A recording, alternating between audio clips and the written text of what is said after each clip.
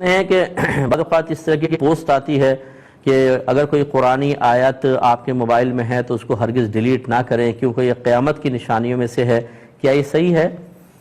دیکھیں، نبی کریم صلی اللہ علیہ وسلم کے دور میں تو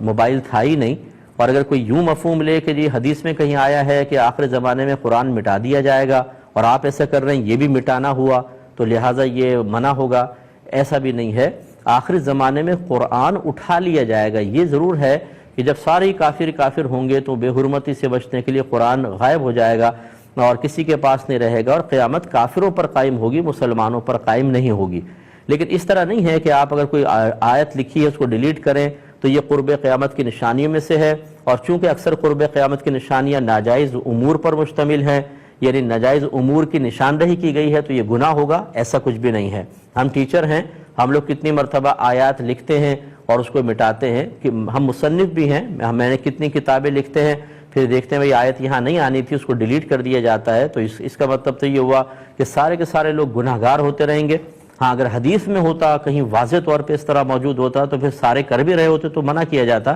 لیکن ایسا چونکہ نہیں ہے تو پھر مطلب اپنی عقل سے، سوچ سے کچھ ایسا نتیجہ مرتب کر کے اور اس کو لوگوں میں عام کر کے تشویش میں مبتلا کر دینا شرعاً یہ جائز نہیں ہے۔ اور یہ اکثر وہ لوگ ہوتے ہیں، اب اس پہ پیچھے ایک بڑی کہانیاں ہوتی ہیں، لیکن بہرحال اس طرح کی پوسٹ ڈال کر اپنے مقاصد حل کرنے کی کوشش کی جاتی ہے، اور ہمارے نادان مسلمان بھائی بہن جنہوں نے کبھی قرآن کو غور سے نہیں پڑھا ہوتا، ترجمہ تفسیر کے ساتھ، کسی حدیث کو شرح کے ساتھ نہیں پڑھا، انہوں نے اپنے دین کو کبھی کسی مستند عالم سے سیکھنے کی زحمت گوارا نہیں کی، یہ کیا کہہ رہا ہے، وہ کیا کہہ رہا ہے، یہ کیا کر رہا ہے، وہ کیا کر رہا ہے، دیکھ کر سن کر دین کو سیکھا ہے، وہ لوگ قرآن کی آیات سے اتنا خوفزدہ نہیں ہوں گے، حدیثوں میں بیان کردہ عذابات سے ان کے دل نہیں لرزیں گے، اس طرح کی پوسٹ سے کانپ جائیں گے ایک دم، اور فوراً پوچھیں گے ہم تو گھبرا گئے، ہم نے تو یوں ہوا وہ ہوا۔ اس کا مطلب ہے کہ ہمارے ایمان میں بڑی کمزوریاں ہیں، ایسی چیزوں کی پرواہ نہ کیا کریں۔ اللہ عمل کی توفیق عطا فرمائے۔ ایک مختصر سا